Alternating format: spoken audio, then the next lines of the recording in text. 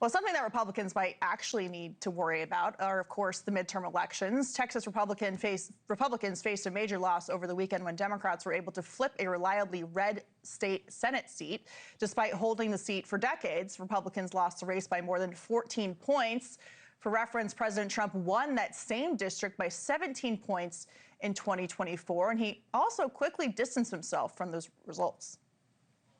I'm not involved in that. That's a local Texas race. Did you endorse the Republican? You mean I won by 17 and this person lost?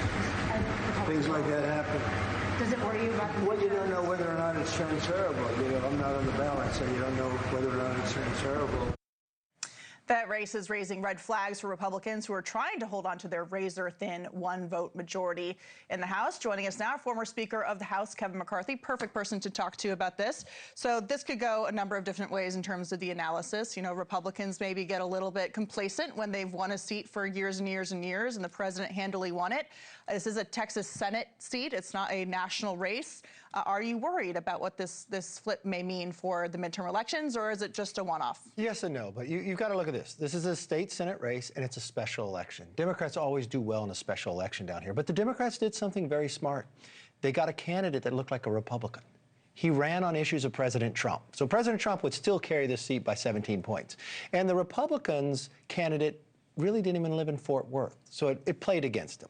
But this is another thing I would worry about. If you look at the generic ballot where it's at, it's about a D+6. That's a bad sign. If you look at New Jersey and Virginia, historically, it's an off-year election. If Democrats win both those governor's races, they usually flip the House. If Republicans win one, they usually flip the House. Well, Democrats won both. But you really want to look at the legislative races in Virginia. There were 8 Republican seats that Republicans had that Kamala Harris carried. They won all 8 of those. But they also picked up about another 4 or 5 of Republican seats that Trump carried up to 4.5. So the part that worries me is that. I think Republicans have the advantage when it comes to money. Republicans have advantage. Democrats are probably the weakest they've ever been in leadership with Schumer and Hakeem. And then if you look at favorability, Republican Party is still up by another 10 points. But what concerns me is how the Republicans have done with their majority. When the Democrats shut down the government, they kept all the Republicans out for 2 months. Right. You only had the majority for 24 months, and you gave them 2 months. You should have been passing bills that were 80-20 approval and putting these Democrats in tough positions. So I am impressed, though, with Congressman Brian Jack. He's a freshman. He ran a lot of President Trump's political stuff.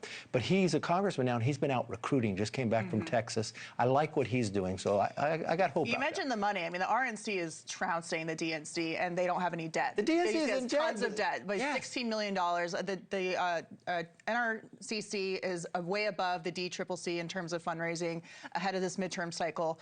On the issues that really matter, Democrats are not trusted at all when it comes to the border, when it comes to the economy. President Trump's approval rating is at the same level as it was when he won in a landslide across the country. You know what I'm worried about for Republicans? That President Trump's not on the ballot.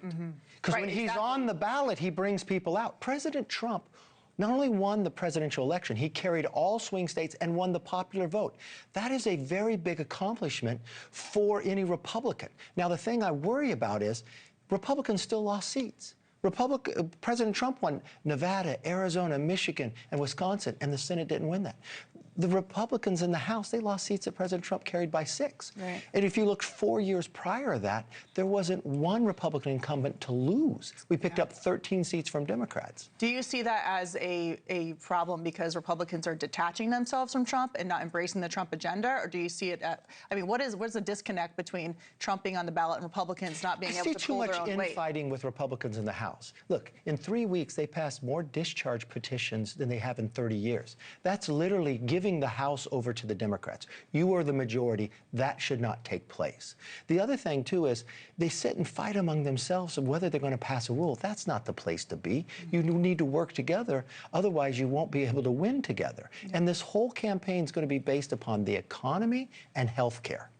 And I watched, they waited to the last minutes to propose something on health care when they knew all along this was the deadline. Because Democrats put a cliff in. Exactly. Democrats did it all. They put the cliff in to have a health care debate during an election year. They do this every single time. That's exactly what they did. They did not want a solution, the Democrats. Of course Democrats not. wanted they want to the fail political so they could argument. blame everything on Republicans. Right, exactly. Before we get to California, which you are from, of course, what is your perspective on the president today telling the House to vote for this Senate-passed funding mechanism to get the government open again?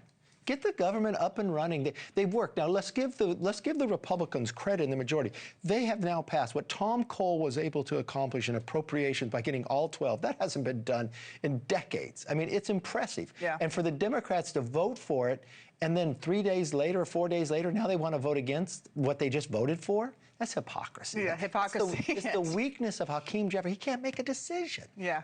You know, David Plouffe, who ran Obama's campaign, he has told Democrats that if they're running for Congress, they should say they will. If they win the majority, they're not going to vote for Hakeem for Speaker. They just think he's so weak. Yeah. Well, Schumer too is probably. Well, Schumer is the most disliked leader in history. That's a whole different story that we'll get into next time. But we want to get to California, and of course, Governor Gavin Newsom is already making his national play. We know he's probably going to run for president.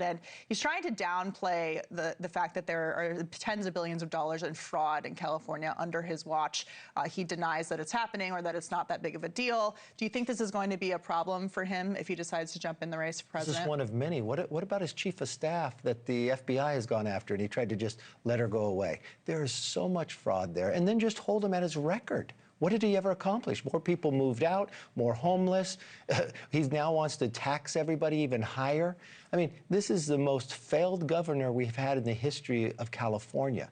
But he wants to go run for president, and he's embarrassing what he says and what he does. Yeah. He doesn't have a philosophical bone in his body, and I think he's going to peak too soon, and people are going to get to know him, and he's not going to do well. Well, he's doing lots of stunts, and he's trying to be Trump, but on the left, I guess. We'll have to see what he gets to do. Look, he cuts off any ability in California to produce oil, and he has more in his hair than he allows California to produce. And we're paying, in California, you pay like over $5 a gallon. Yeah, right. Why President Trump's been able to lower the to $2 gas everywhere else, but the country. he keeps raising it. I love how Treasury Secretary Scott Bessent said that Newsom had to go to Davos to see all the CEOs that he ran out of his state. I thought that was really good. Speaker Kevin McCarthy, thank you so much for coming in. Great to see you. Congrats on the new show. Thank you very much. Glad to be Thank here. you. Thank you for watching. Subscribe below and download our NewsNation app right now on your phone, and you will get fact-based, unbiased news for all Americans.